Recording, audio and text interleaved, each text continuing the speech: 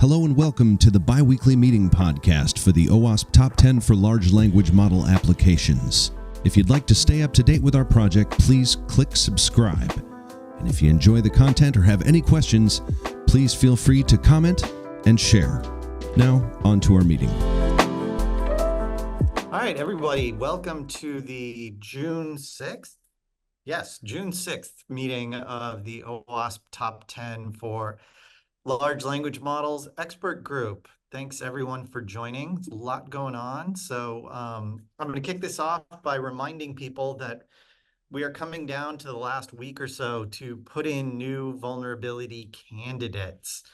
So as a reminder, on the v2 roadmap, we are on the third line there, which is the call for new entries, which has been running for the last few weeks.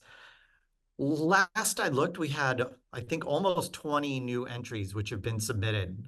Some of them are similar, some of them are different, some of them are wildly different from things that we've had before, which I think is amazing. We've had about 20 so far. I call this a generative phase, which means generate a bunch of crazy ideas. Don't be shy. If you want to rewrite an existing vulnerability, go ahead. Nobody's stopping you. If you think it was approached wrong, show how to do it. If you've got some new idea for something we totally missed, totally skipped, go ahead and put it in. We will then go into a couple weeks where we will offer ways for people to vote and comment on these, and then we'll start a process of refining and down selecting that will go on for honestly the next couple months after that. So I'm sure when we get to ads, he'll add some more details on the execution on the project, but I just wanted to highlight the overall goals here. So let's go ahead and dive into the lead report. So standards, this looks like John. Yes, because I need to drop to a work call, so I jumped. All right, I'm glad you put yourself at the front. I want to give an ASIC update. So it's going very slowly, and the reason for that, I won't mention the obvious reason. I'll stick to the kind of the other reason, which is they had 770 nominations for 300 slots, so they're going diligently through that. They will not be able to accommodate everyone, and so they are trying to, they will launch the task force in July, so we'll know by then, and I'm sure we'll have a good number there. But what they're saying is, instead of kind of excluding people, let's find creative ways to include most people there. So for all the nominees, so for instance, create extended rosters, create extended sessions with the working group. And I think, that's something we should consider too. That's something that through the process, we discovered that we have that expertise to support this frontier, if you like, research that's going on. So I will be kind of setting some, when we started this, I did some drop-in sessions for people to come and discuss nominations. Maybe we could kind of discuss that as part of continuing to discuss some of those topics, so that when the nominations kind of are announced, we are ahead of the time and we can contribute and we can share with everyone here. Now, that's the US AI Safety Institute, the consortium. John, one thing, I think that is a good idea, because like you were saying, because the nominations are limited, and also the other side, right? The beautiful, very good idea, because the broader participation, giving feedback into this process from everybody, right? And an opportunity is a good one. Completely good. And the trivia, right? What they are aiming at is making everybody equally unhappy. That is their plan, right?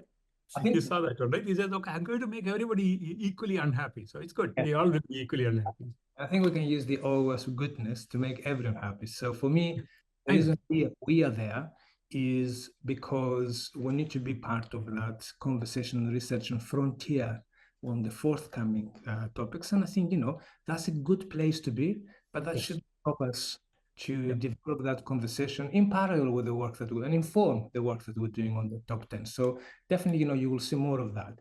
Now, the UK AI Safety Institute is a different type of beast, where I sent a misspelled email. I sent an email and I kind of lobbied some people, including some cyber agencies, to be included. But that group has a different approach. I think actually quite a sensible approach to a degree. They aggressively produce work. You saw my posting on Inspect, which I think is a brilliant little tool for evaluations that we need to play with. And they have started, the UK government announced £85 million for evaluation, safety evaluation. So they're going through public procurement. I still believe there is a space for us to be there on the table. So I will give you an update. I have some calls to make next week, and I will give you a call, an update. In general, what I see emerging from all the conversations and the standards is that I think, kind of making that what security and safety looks for generative AI and AI in general, I think now it's kind of becoming a little bit kind of everyone in broad agreement. We just have different nuances on that. And I think where I see the standards alignment work evolving, and I see a lot of that in the kind of the safety institutes, is standardized evaluations to boost trust. Because, you have documents all over the place, but you have also people releasing new models, people kind of asking questions like, well, I don't have any visibility in what goes into this new model. So I think there is a lot of demand there for us to create standardized evaluations, and it's not an easy task. So I looked at Decoding Trust, for instance, a fantastic benchmark on trustworthy AI. To run the full set, you need for just one run, you need to have £9,000, which I don't, or don't. So, we need to rethink that, and we need to democratize that to a degree. So I've been talking to people at NIST, I've been talking to other people, and, it's interesting. Everywhere I go, people ask me to talk about AI security and safety. Even I went to a small town in Greece, 6,000 people, and some of you saw that on LinkedIn, and they asked me to talk about that. And this is, the overarching kind of theme that comes out is, how can we have trust? So I think we need to make that part of the standards alignment work. I promised all of you to give you an update, particularly, we have so many new people, they don't know what we have done with standards. So I will promise to Scott to do a blog, which I will do. It's just I have run out of time. And then I'm working on something that I call the AI Standards Compass, which is kind of a little bit a map of what's out there, what are the how do they relate, and what's kind of the strengths and not so strengths. And I will have that by the end of this month. I want to reboot this conversation, what standards alignment is, because as I said last time, we are now number one, kind of everyone understands prompt injections, everyone understands those concepts. What does it mean for us to have a unified view on standards? So I will send out a survey, and I will do an online workshop for those who are interested in. And that's my update for now. Awesome. Anish, I think you had your hands on, is that? What's that? No, yeah. I think Anish might have a question. Yeah, I had a question from a previous slide. I think, Steve, this is more of like when we are doing outreach to the community in terms of soliciting new entry itself, is that like do you have like stats or statistic to share like how many people responded and what is the outreach? In terms of submitting the new vulnerabilities? Yeah. And also like engaging like researchers and universities in that particular poll. There's a couple different things. There's the polls that we've done in those first few phases. We know how many people responded to them, and it was, on the order of 100, which I don't know if that's statistically significant or not, but the idea was to give us some guidance and start to generate ideas.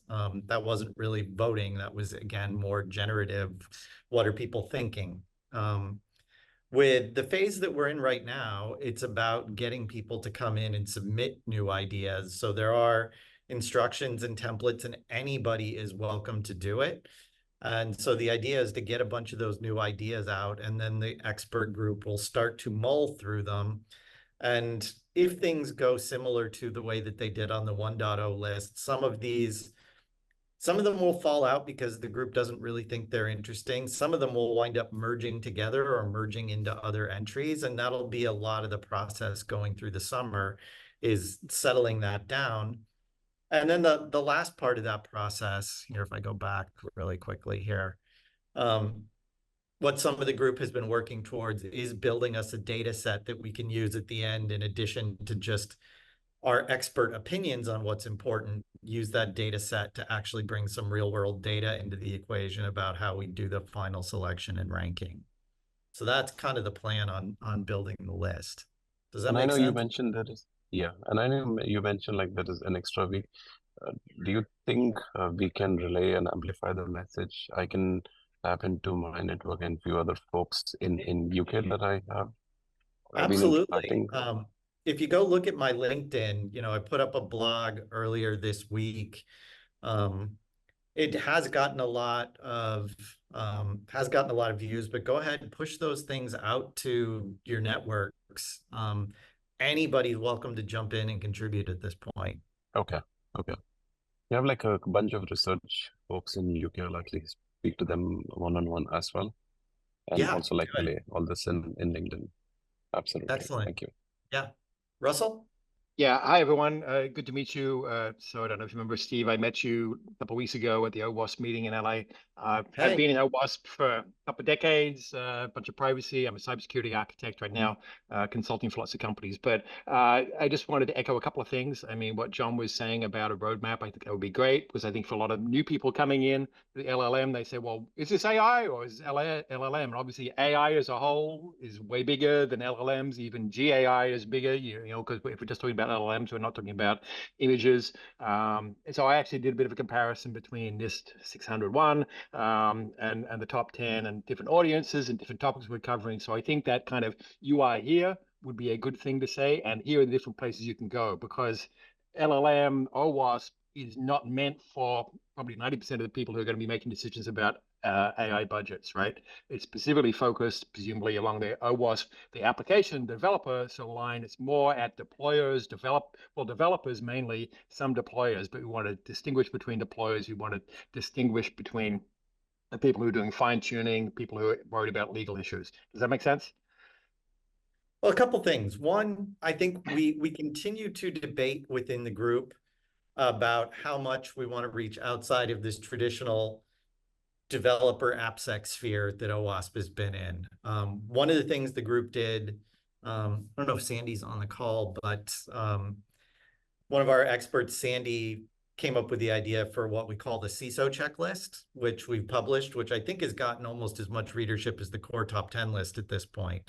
And Right. That's really aimed at a different audience, the sort of CISO compliance.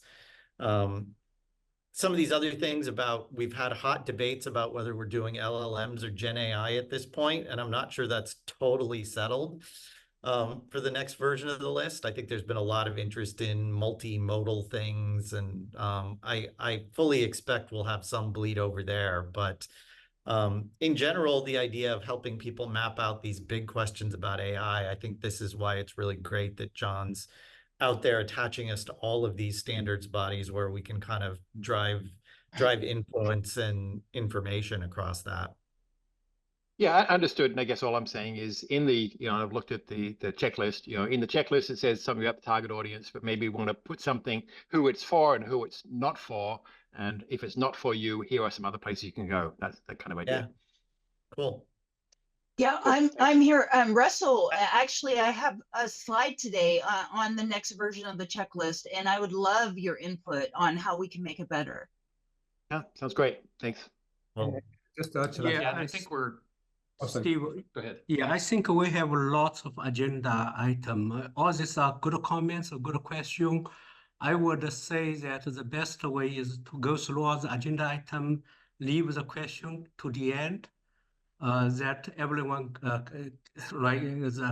all the item can be addressed before. Otherwise, I don't think we will finish within 1 hour. So just a suggestion. Thanks. all right, I think Ken has a good point. Let's keep it moving along. I actually don't want to hold all the questions to the end, but I think we do have some of these topics like this one that we could spend a whole hour on. So let's keep moving. Scott. Yeah, so just to tag a little bit onto that last conversation just a bit, is that as we talked about, we're trying to be more solution oriented. So that's sort of a shift that we've been making. And so the solution doc, for example, is the other piece that I'm working on to help map some of the LLM top 10 to make things better for people making some of those decisions. So where we have more resources, we can build them out. That's great. And I think there's some work that Rachel has done, for example, starting to do some research work, which is a little bit different than perhaps what OWASP has traditionally done. But that's just a couple of points. We can get into details later. So I want to focus on a couple things today, primarily the sponsorship update. You all probably, if you're on the list, you saw an email I sent out or a Slack I sent out about going ahead and doing outreach for that. We've got 4 companies that are just between then and now have committed into funding to help us reach those targets. We certainly have, in working with the board and the back end, and OWASP has taken a little bit of time to get the back end way for us to actually take in money and process. And so we've got all that sorted out now so that we can take it in any number of different ways. So whether it be through insertion orders, whether it be through AHA transactions. So we've got all the back end stuff set up now.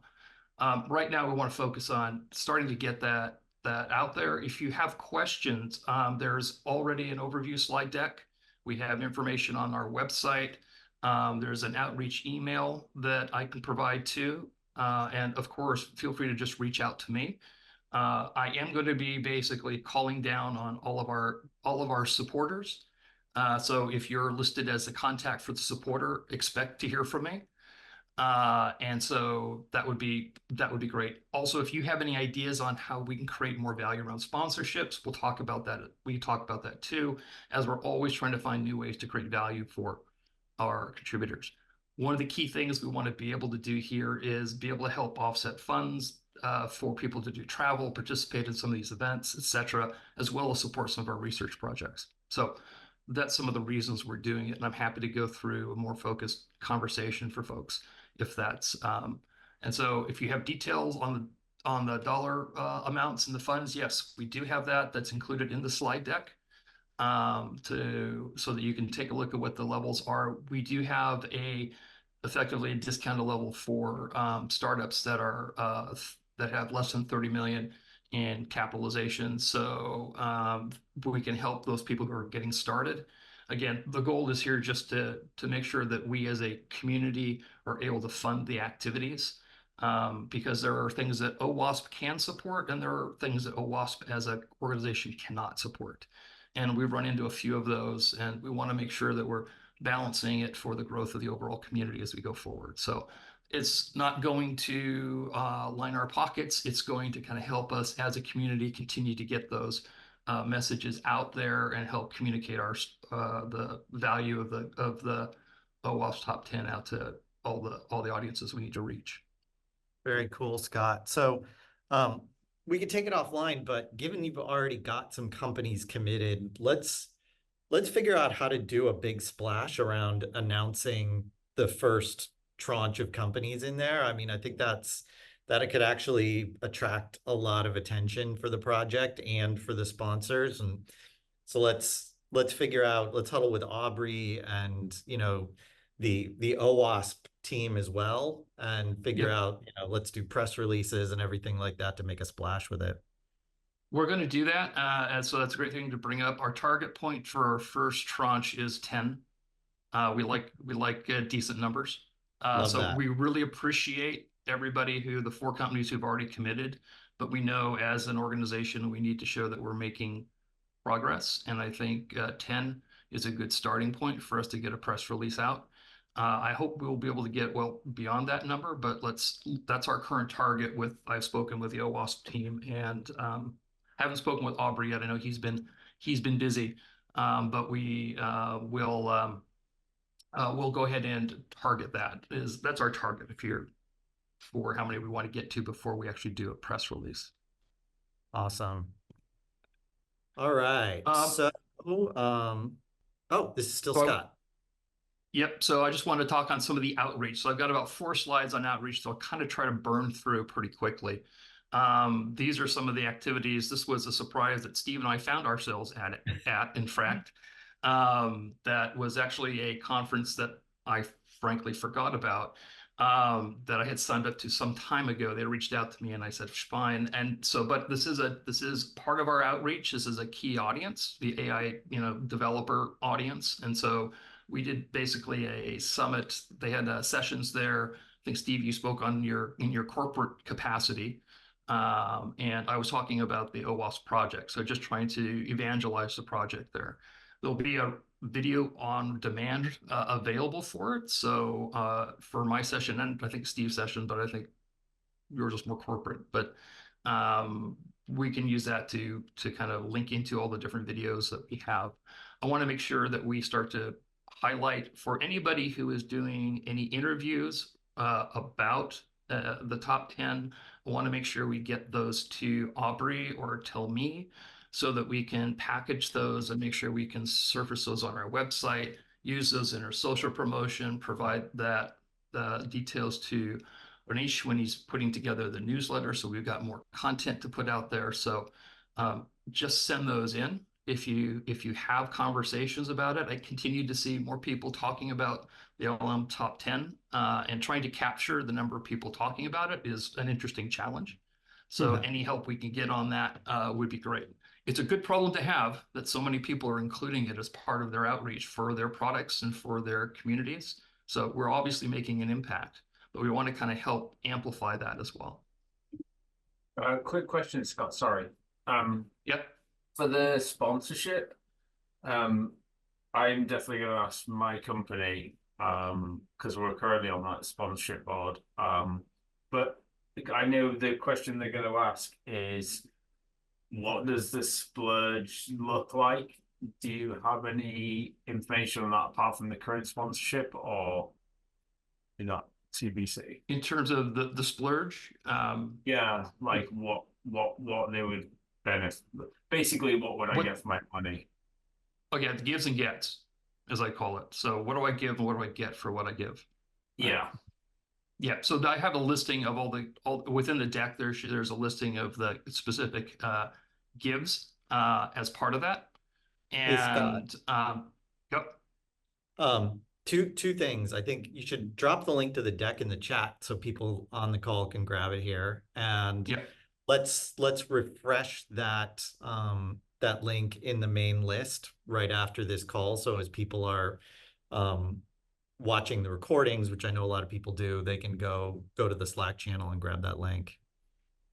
Yeah, I'll go ahead and do that.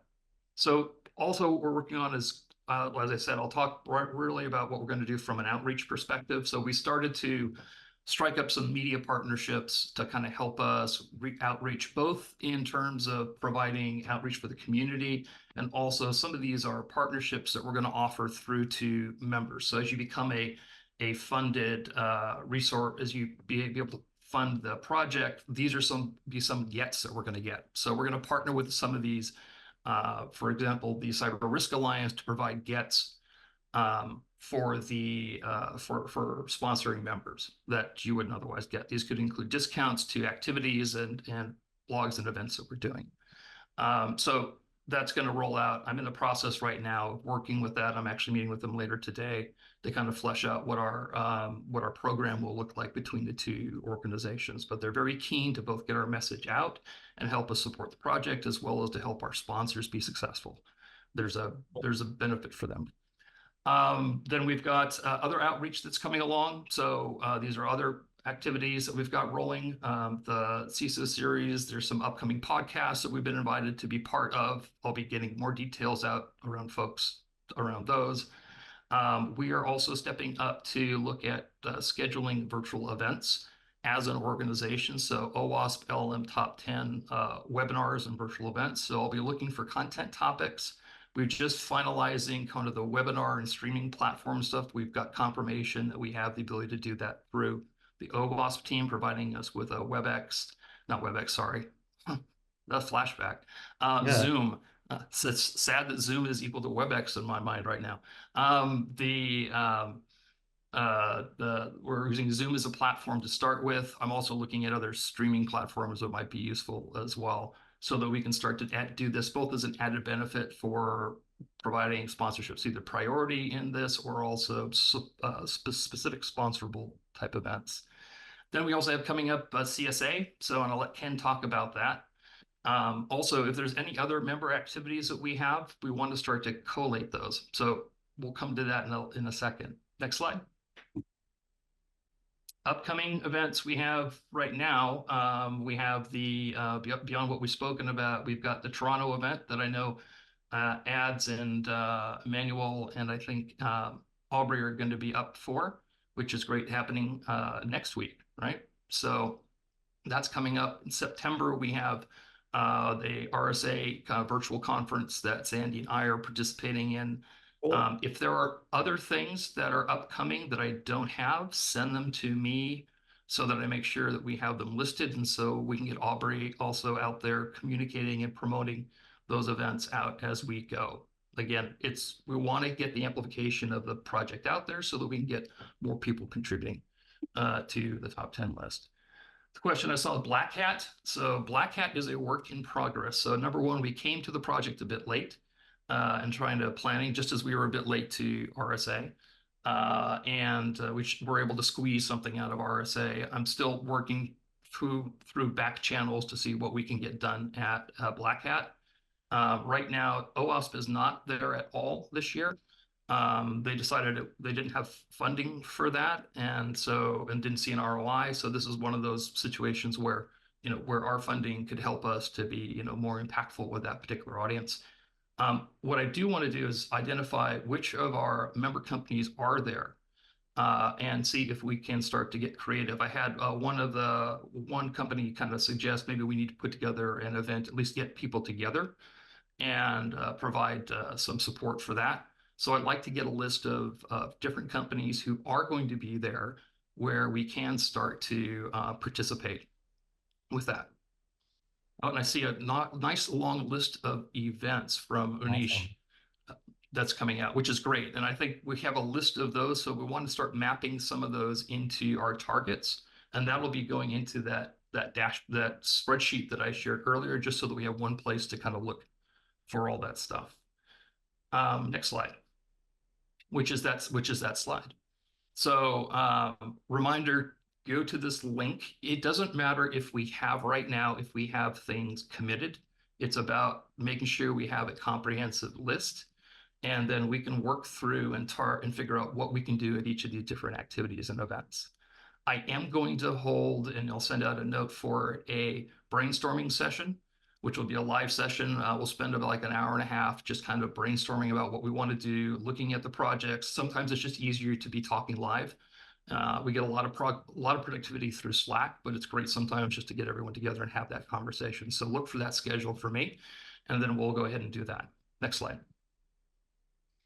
I did want to touch on this real quickly. We're working to publish a blog. I mentioned this last week, Rachel's project that she's working with using research data from University of Illinois.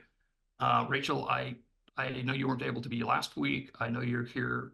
I don't know if you're available. I think I saw you on earlier.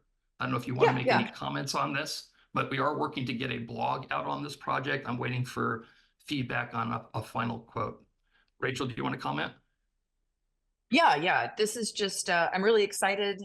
Thank you so much for all the help, Scott, in helping make this happen. I really appreciate it. Ultimately, this is part of sort of the cybersecurity layer of the project that I've been working on with Sandy. Ultimately, what we're hoping will come from this research is we have enough number of deliverables that we're hoping to put out as guidance to the cybersecurity community. And this is going to be a part of the research that is going to support that effort. So really grateful to you, Scott, for helping with that work. Been wonderful working with Sandy, and also have a little shout out to my partner, Brian, who's going to be in the weeds on the hands-on keyboard with me as well, doing some of this research. I will be out of the country next week, so I will miss any meetings that we're trying to get together for the next week. But the week after, I will be back online and starting to get rolling. Very cool. Oh, awesome. Thanks. All right. This is not me. Newsletter. Krishna. Yes, the newsletter finally got it through the. Now we have, actually it's not 889, we have like 894. We are growing. We are growing, slow and steady. I did generate the API key for Scott for integration, all kind of things. It's not that straightforward. I have to actually pledge my firstborn to get that API key. So there are things that we have to do. Yeah, anyway. and that'll help us integrate the newsletter into the website. And so that's what our goal is, what the API key is for folks to know. Yep. And Scott, ping me anytime, of course, right? And then we can work it through and say how we need to get it done and that kind of stuff. The June newsletter will be around the RSI sessions. My plan is to do the link as well as listen to the videos and summary, right? Because if we give the links to people, they might not click on them, right? But if we give them a good summary, at least they will read that through. That's a hope. And any other ideas? Any other items, any other things that we want to put in on the June, please let me know. Scott, I saw a few things that you're talking about. So if you can summarize one thing, probably we should put a blurb in there on various things, summarized one probably, right? And also any links or anything that you want to put in or any highlights, etc. We need to think that through. So think it right. Whatever we need to do that one on, so that we have I don't know, maybe we will have a session. We will have a section on, not on sponsorship per se, but outreach section or something like that. And we could brainstorm around how we want to do that. I think this is another opportunity for us. This is another value that we can get to our sponsors. We want to include them in this. Those are beautiful. That might not be Oliver, Scott, think it through, and I'll be happy to help, right? Because you have that view, right? How to get them together into a cohesive form that people can read and that kind of stuff. And please send me any items worth mentioning. I keep a running list, right? As you see something, just send it to me. Sandy has volunteered to keep a list and check it twice. Good, thank you, Scott. I think you have a lot of ideas. Thanks a lot. A couple of things I'm working on. One, this thing has a guest editor feature.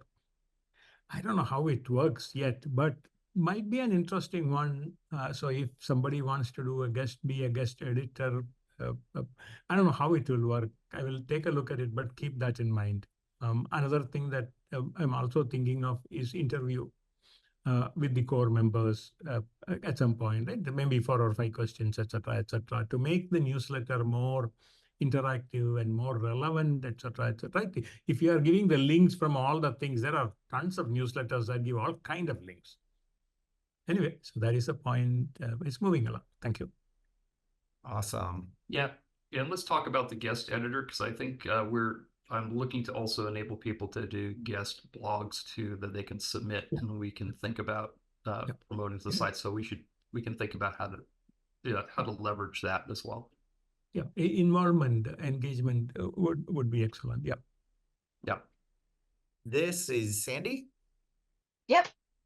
So we sent out a questionnaire on the checklist, some excellent feedback, some really creative ideas, but also a lot of people saying that they're willing to contribute. So I'm pretty excited about version 2.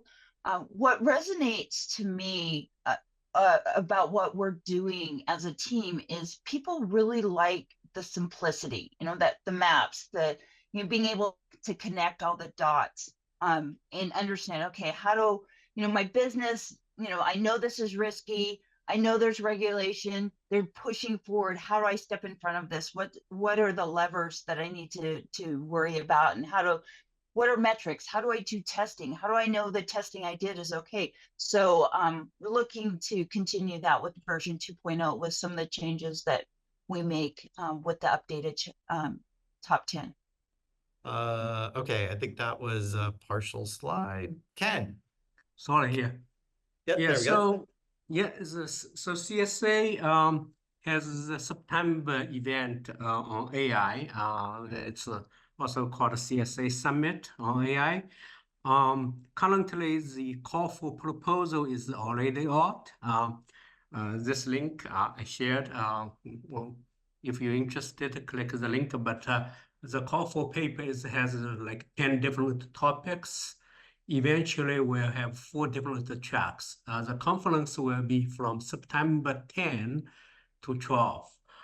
And This is one, we have the program committee that I'm part of it. Will evaluate and eventually select some. So it's open for everyone, also to OWASP. Another is the workshop on the September 9th. So we do have the CSA co-chairs also participate in this workshop. We will need a maximum 2 people from OWASP. That's not including me. So if including me, it's 3 people from OWASP to participate. So here is the deal, like CFP, if accepted, the speaker will don't need to pay for the conference. It's kind of similar to ISA, right? You don't need to pay for conference fee. And for workshop, CSA potentially will even sponsor the trip to pay for the expense. So the workshop idea is really the red teaming, some hands-on, and also talking about OWASP top 10 and also the vulnerability type of it. It's on the more on the like technology side of it. But the participant, they actually will have the CISO and the architect on the security and some of the cybersecurity professionals and cloud security, application security. That's the typical audience for CSA in the past. Last year, CSA has the AI Summit, also have the tabletop exercising. This year, there is a potential for also tabletop and also for the hackathon. That is still kind of in the discussion, but this two is one is the summit itself, another is a workshop, is already firm. And yeah, if you're interested, reach out to me. I think Scott has a very good suggestion that we can kind of systematically organize it. Like, yeah, I'm open for questions as well. Yeah, and at the end. So that's it. Thank you, everyone. Thanks, Two Ken. quick things. Thanks, Ken. Actually, we put together this proposal, right? Even though it might not be the final proposal, but Oh, yeah. Krishna, thank you. Yeah, I think this is kind of developed according to the Black Hat proposal, but more trying to add the the cloud security audience. That's correct. Thank you, Thank Krishna. you. You did it. Thank you very much. This is a good, at least, whether this might make it or not, or how we will do it, it is still a good way of developing. And thank you very much for all the things. And the second is, unfortunately, I won't be able to participate. I have a sickness in the family, surgery, etc. So, and so I won't be able to travel at all, unfortunately. But yes, thank you for your contribution already. So. Yeah, I will still contribute, right? I'll still, because red teaming is one of my, I do want to do all kind of things in red teaming, etc. So I'll be happy to help, but I won't be able to travel. Yeah, it's great. It's great that this event was coming up too, because obviously we were a little late with Black Hat, so this at least gave us an opportunity to do all the great work everyone's putting into this workshop. This is a great place to kind of feature it, and ideally, if we can, maybe even package this so that if there are other events as we go through the list that makes sense, be able to do this at other locations as well. The red teaming concept I've seen is just really, it has a lot of resonance with people right now. So I think it's great. Yeah, what we should do, Scott, I was thinking about it, and you were talking about it as well, right? To have a series of red teaming sessions. So that I have some ideas, because if it is virtual, then I can at least help out, right? So we should be able to put in a set of either short videos with some exercises for people to do, etc., so that we can have some leadership in the red teaming space. And Yeah, that also, would be great. That would be great. That's one of the reasons I want to, as you said, want to put together sort of the webinar video series so that we can start to do some of that. yeah. Yeah, I one remember. thing is Yeah, for workshop, I need to submit the candidate, right?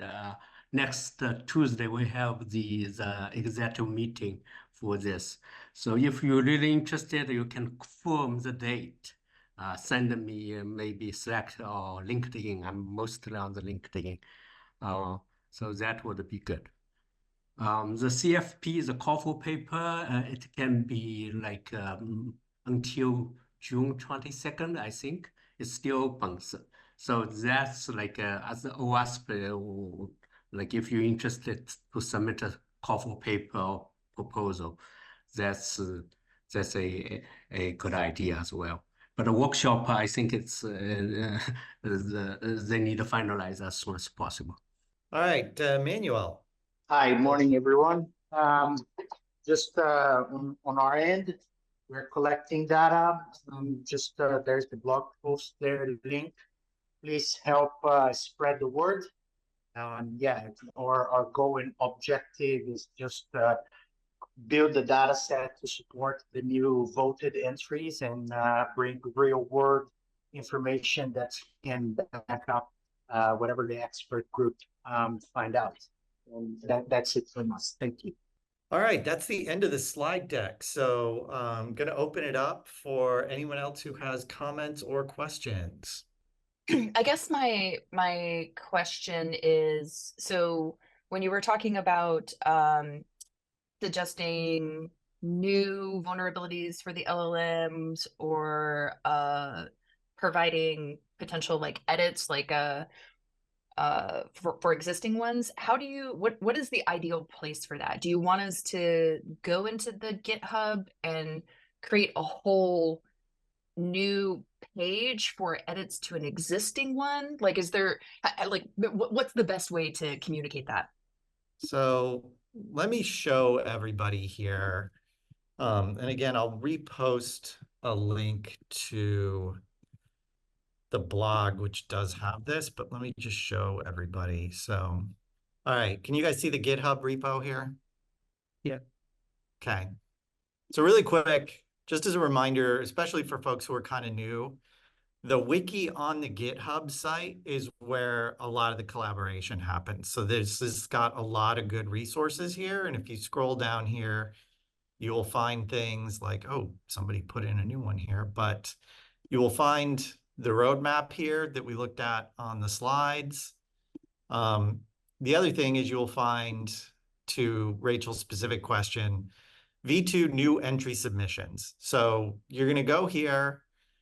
The latest version of the 1.1 vulnerabilities, and each of those does have a lead, and the leads have been at their discretion evolving those after the 1.1 publication.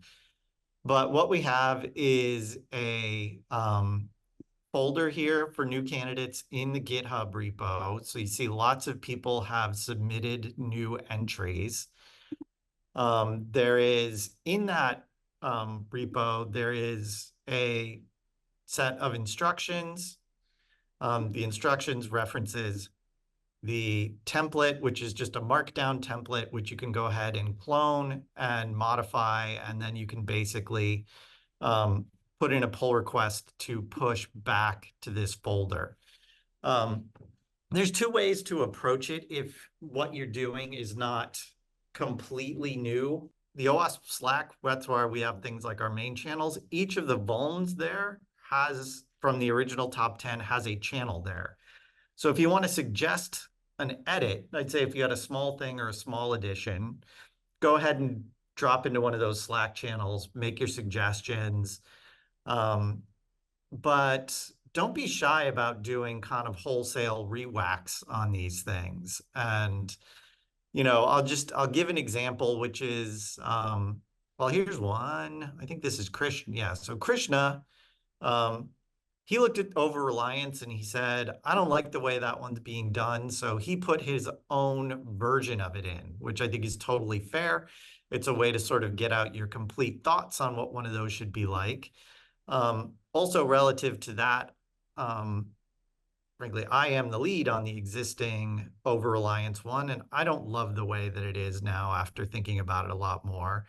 So I refactored it with a whole different name and quite a different spin, and I put in my own version of it here. And so the idea here is go ahead and get in any of those thoughts.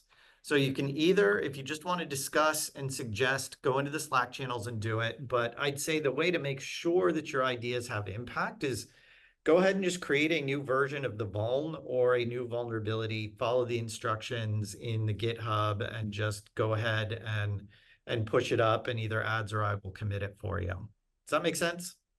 Yeah, I'll do that. I've been like mostly responding to surveys, but if that's the best and easiest way, happy to do that. Thank you so much. Well, Appreciate that. The surveys have been useful, and I think we've published summaries of those surveys, and we pushed out some of that to the various leads. So that is making its way in various ways. But now we're to the point now that we've done a lot of that brainstorming and surveys. At some point, it has to make its way into the real entries. So yeah, either just submit one of these entries with your strong opinion, or you can grab the lead for that entry and work with them on the Slack channel. One question, Steve. For the hallucination, I also want to add a few things. So probably I should submit as another one rather than do an addendum to your addendum, right? I'd say you could do two things. If you want to send me an offline suggestion, and I agree with you, I'll just add it. But I also think it's totally fine for you to just fork mine and do your own. So you pick it. Yeah, good. Yeah, but that actually makes sense, because it's made me much easier to send you the thing, so that that way it looks cohesive, right? Because if you have 4 or 5 things on hallucination, then we need to combine all of these things together, that kind of stuff. Cool. One more question. The basic tenet that we were talking about, LLM versus LSTARM versus generative AI, etc., right? I do want to do a write-up, and can I put it as a part of this thing, because it's not a vulnerability per se, but it is the overarching philosophy or a way of looking at it, or whatever you want to call that. Oh, I was just going to say, if we don't have a fit for it there, we certainly have a fit for it in a blog. That's what I was going to say, and a lot of people did that in the early revs of this. If you just have something you want to get your opinion out about, you can put it up on your own LinkedIn and share that in the Slack channel. And otherwise, I think Scott has a great point now that we can actually put up blogs on the new website, on the WordPress site. So I'd say write your stuff up wherever you want and just share it out to the team. I think the topic of how much we do with multimodality and things like that is not at all resolved yet. It's a continual discussion. Yeah. That is why I have to at least put a definition in which says this is how we think about these things. And you might do all of them now, right? Because this whole question, remember the question even today came up, right? So anyway, let me figure it out something, and I'll send it out. It's not a blog type of thing. It's actually an addition into somewhere in our offering, right? Somewhere on maybe the first paragraph or a second paragraph or whatever it is. Yep. Thank you. All right. My thing's telling me some people have their hand raised. Jamie. I think you kind of answered what I was going to bring up, was that I think I wanted to look at like prompt injection as a vulnerability, and maybe splitting it into 2 different vulnerabilities, direct and indirect. I think prompt injection on its own to me seems a little too broad, and maybe there's enough difference in direct and indirect that maybe justify that. So I guess maybe I can start a thread in the brainstorming section. Does that be a good place to? I would say that one in particular, if it's scoped to prompt injection, there's a prompt injection channel. Go have the debate there with people who are interested in that one. Okay. There's a lot of people. I will join you in that conversation, because that's actually one of the ones for almost the exact reason that you're talking about, that I also wanted to suggest some edits. So if you post in there, I'll talk about it too. Yeah, I think go ahead and start up that discussion, but I would say if people are interested in that, I would almost love to just see somebody submit the two vulns as separate, because then it forces us to all keep track of that and look at them as we start the down selection. Just so everybody knows, because there are a lot of new people, we did have that debate early on in the 1.0 development, and at one point there were two separate ones, and then we decided to merge them. Doesn't mean we couldn't unmerge them at this point, because we know a lot more than we did then. So I think it's a great idea to go press that conversation.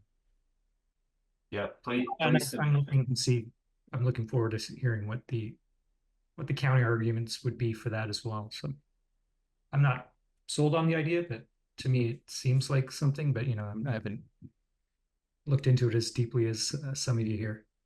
Cool. I'm strongly, I think I talked about it earlier, right, Steve? I'm strongly into making a top 20 because many of them are, it's fine because conceptually you can combine all of them and say they are output or input, right? That's how they are all input or they are output. But then if we bring out these nuances, most probably a top 20 might not be we can still say that, hey, this thing has developed a lot. There are a lot of vulnerabilities and things that one need to look at. So we decided from top 10 to top 20, and that itself will get us more people as well. People look at this, oh yeah, so suddenly the top 10 has become top 20, etc., right? So that might be one discussion that we need to have, I think. I'm open to that discussion. I will tell you I'm strongly opinionated about that one. So which way are you leaning? Do you know? I almost feel like 10. It's yeah, David it's Letterman, hard. it's OWASP, it's a top 10. But I'm it's open hard to get away from that Let's have branding. it. Yeah, I mean, I'm it's more hard to get away inclined from to- that branding, but I do think that if we want to have additional things, because we are focused on the top 10, we should talk about how do we want to reference additional things. We could talk about honorable mentions, incubator items, other things like that. I think it's a top 10 list. So that stake is in the ground pretty firmly for me. I would suggest that maybe one of the ways we could look at it is, could we have a top 10 for inputs and a top 10 for outputs? So we maintain the top 10, but give ourselves some more space to talk about it. Maybe. Again, good debate to have. And I know a lot of people are going to have to drop at the top of the hour. So we probably don't have time for a whole nother discussion, but was there any other tidbits somebody wanted to drop at the meeting? Make sure they got on the record. Ads, is that your hand up? It is my hand up. Go ahead. You can close it out for us. I'm closing it. Then it's done. Yeah, thank you, everyone. I appreciate it. The contributions have been great. Jamie, the one thing I'd say is super dope. Love it.